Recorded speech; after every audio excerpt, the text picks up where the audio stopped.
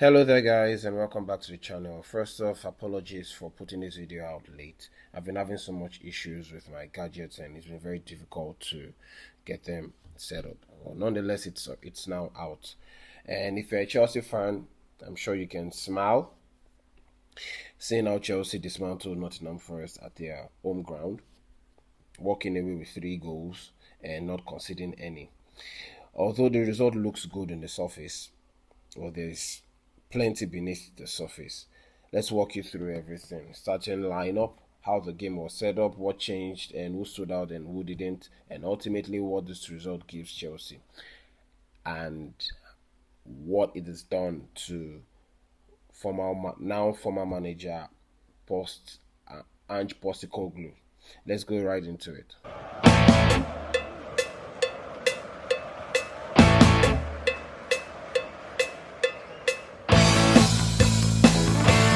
So the starting lineup was with the usual 4-2-3-1 with Sanchez in goal. Defenders were Rhys James, Josh Acheampong, Trevor Chaluba, and Marco Corella. I didn't think Josh Acheampong would be starting this game again because with the pressure mounting, I thought Enzo Maresca would find a way to um, get Acheampong involved in the game without having him to be thrown into fire, and then he makes mistakes and start to affect his confidence and all that. But he trusted him and gave him a second start, and my God, he delivered to the T. Midfield two of Malo Gusto and Romeo Lavia, and then in the 10 we had Andre Santos play from the 10. From the right hand side was Pedro Neto, on the left was Garnacho, and up top was Joao Pedro.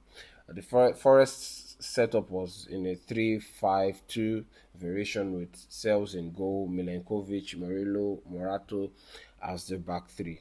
In the first half, from the kickoff, Chelsea looked to take control of possession as always, build out from the back end, use Neto and Garnacho to stretch the Forest defense. But the first half was not it at all.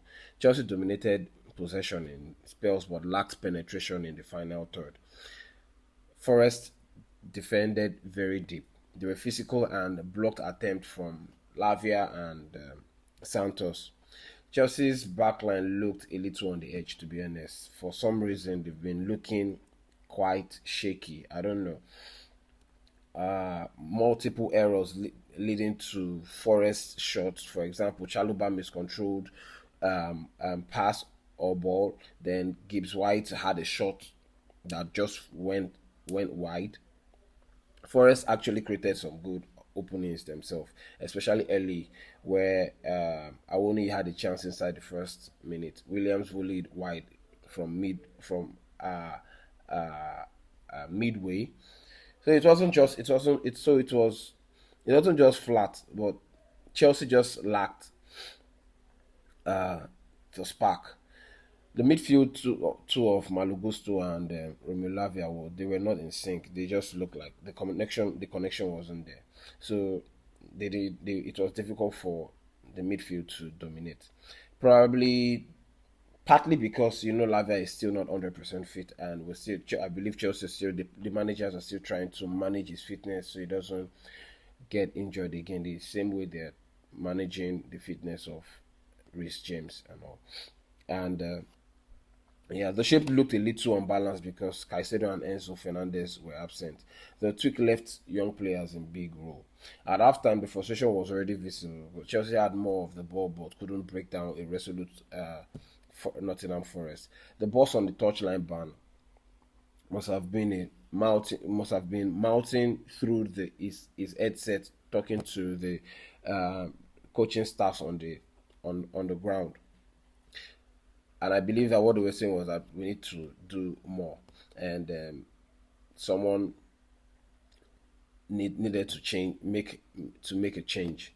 So in the second half, rightly after the second half, Chelsea made 3 tactical changes, brought on Moises Caicedo, Mark Gill, and Jamie Gittins. Within minutes, the breakthrough came in the 49th minute. Pedro Neto made a cross and it found Josh Acheampong in the box 18, and where he headed in the ball and that was Chelsea's first goal. And yet again, a Coban graduate scoring his first goal for his dream club. And it was so refreshing, and it felt very good seeing Josh Acheampong, especially in a period like this where the team is under so much pressure, and then someone of his age is just 19 and is battling with players that have been in the game for a period of time. That just shows how much potential and how much this kid has got in him. It's just another proof that Chelsea Cobham boys are are one of the best academies. Chelsea's academy is one of the best so far in Europe, so to say. Within minutes of breakthrough, Acheampong scored his first goal and headed from close range. 3 minutes later, Neto again from a free kick that was awarded to Chelsea from a foul on McGew. And if you notice when McGew came on, I don't know why Maresca has taken this long to give McGew opportunities like this. Trying to use Joao Pedro as a nine only just to prove that he is not an out and out striker. He is one who is comfortable playing as a second striker or playing with the striker or playing from the number 10 position or from the attacking midfield. When in the first half, Joao Pedro was the difference between Joao Pedro in the first half and Joao Pedro in the second half was night and day. He hardly had anything to do in the first half. He could not. He couldn't. He could. It was just very difficult, and I think he's still being starved, and it's difficult to find him. But in the second half, when he started dropping deep to collect the ball, playing through McGill, who was beating and battling with defenders. McGee was making right runs and running through the right channels and all that. You could see the difference, and it just felt like a breath of fresh air for Joao Pedro. It came on, it dropped deep, and you could see the first pass he made with the first through ball he made, chipping the ball right over the defenders, trying to find McGee and all that. So yeah, I think it is now evident and important that McGill should be given more playing time so that Joao Pedro can be able to perform to the best. And when Pedro was playing from deep and all that, it was just so well, you could just see how he was playing with so much confidence and a different spark compared to the first half. So that free kick was scored by Pedro Neto, making a low driven shot to the left side corner of the post, and that Chelsea was up. After that, Chelsea controlled the game. Forest still had moments hitting the bar, and but Chelsea had the confidence already with 2 goals already in the pocket. Rhys James sealed it in the 84th minute with a composed volley after a corner, and Rhys James scores on his 200th game for Chelsea. What a captain! He has been through thick and thin. He has seen the worst of the worst, spending so much time in the sick in the hospital, going through rehabilitations, this and that, and as soon as he comes back, he's going back again and all that and all that. So it just felt very good for him, and he deserved it. The late blow, Malugusto picks up a second yellow and we get another red card, which makes it like nearly 6 on the bounce if you include Enzo Maresca. And this is just ridiculous at this point. We need to be disciplined. I understand that it was a split second for it took for him to get to the tackle, and then that got him the second yellow. But then we're already leading. We're 2 goals ahead. What could be the worst? The player wins the ball, and then you find a way to defend or go around the player. There was unnecessary this card that we're receiving is needless. So I think Enzo Maresca really needs to speak with the boys. It's not making sense to me. So the second half, Chelsea just adjusted, attacked smarter, exploited set pieces, and with and Forest defense line eventually collapse. I'll just make a few mentions of players that stood out. Acheampong, for a teenager to score his first goal, headed calmly into the post. Just like I said, the kid is improving. Is improving. At first, I didn't think. I thought it was a risk allow, allowing someone of Acheampong. And to cap it off, he is not. He didn't come in as a centre back. He came in as a right back. We knew Acheampong to be a right wing back, but he's not now. He's now owning up and competing with boys like Tosin, Chaloba, Fofana, even and every other centre back, and he's starting to deliver. You can see the confidence is also there and starting to grow. Pedro Neto again. This one also frustrates me, but then we know that since he left Wolves and joined Chelsea, he has improved. Okay, especially towards the later end of last season into this season, is improving, and his contribution in defensive phase and in the offensive phase is just what just frustrates me is that I think he kills the attack with his stop and start. There are times where he's expected to release the ball very fast and all that.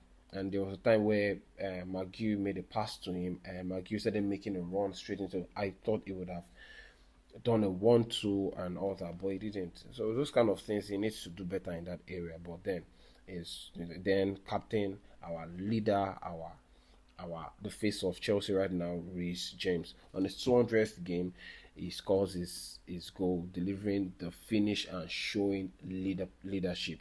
So like, players who struggled that needs to do more. It's Garnacho. I'm not going to slag off Lavia or Santos because Lavia is just returning to fitness and Santos was played in a position that he's not even used to. We know Santos to be comfortable playing as a 6 or as a 8 to crash into the box, not as a 10. And that's like a very, very, very strange place for him to be. It was difficult for him to make a stamp on the game from that kind of position. Yeah, and those are those for Ganacho. I think Ganacho needs to. He's trying. You can see that he's really, really, really wants to do well, but just the final, the end part of it, the end product of it is just what needs improvement. Overall, Chelsea keep clean sheet, leaving Nottingham Forest. The squad is really, really has been really, really tested, and over time we're going to the test is only going to get stronger with Palmer out, Enzo out, and even Caicedo who's playing through injury. And yeah, so despite the injuries, they still found a way to grind out results. And this wins helps Chelsea set momentum as we go into the Champions League and then go against Ajax and then face Sunderland in the weekend. So it also shows that Maresca's ability to change the game with substitution and tactical tweaks. Maresca has been the 2 games now on the bounce. He has been showing this is the type of Maresca that we, like I said, that we all knew when he first joined Chelsea. Okay, the proactive Maresca and the one who knows how to. He wasn't scared at all. So he demonstrated that against Liverpool, and today again he's also done the same thing. So big credit to Enzo Maresca.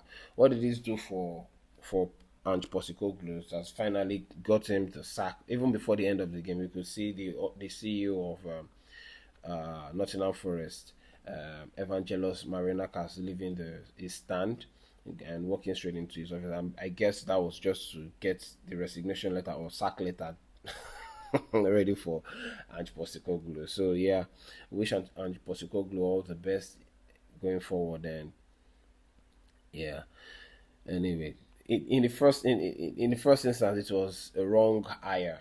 It was a wrong move hiring Pochettino because the squad that Nottingham Forest have is not meant for the type of style of play of Postecoglou. So yeah, which Chelsea eventually benefited from. So my final verdict is this: that it wasn't the perfect football from Chelsea, but in the end, Chelsea grounded out the result, found a way to ground out the result, and that's all that matters for me right now. Win at all costs. Doesn't matter, win. And the first half was very, very sloppy, but the ability to fix and dominate the second half counted. The 3-0 scoreline reflects a statement between for Forest, a disaster and end of the road for the manager. Chelsea have to just carry this momentum going forward. Our next game is in the Champions League against Ajax, and I'm curious to see how that is going to pan out. But I'm sure Chelsea will definitely have to win that game. So, but then my match predictions and everything will be out for to that effect on Tuesday. So don't forget to turn on your notification bell so that you're aware when that comes up. And then yeah, Arsenal won their game against Fulham, and yesterday Liverpool crumbled at Anfield as they lost to Manchester United, and it's gonna be a meltdown. Anyway, well, it just shows that the big signings and all that are no longer counting. You just have to be able to spend wisely and plan each match or each game as best as you can. If Manchester United can go to Anfield and beat Liverpool in front of their fans, it just shows what is, and it just I don't know. It's just gonna be have to be differences between the manager and the big names in the squad like Isak, Florian Wirtz, Van Dijk, and all that. Right? Somehow they just have to find a way to, because if this continues, it's gonna be a meltdown very soon. Let me know what you guys think about everything that has been talked about. This wraps it up. I can if there's any other thing that comes up later in the day, I'll be here to yes, there's likely gonna be a second upload today. So don't forget to check out this space.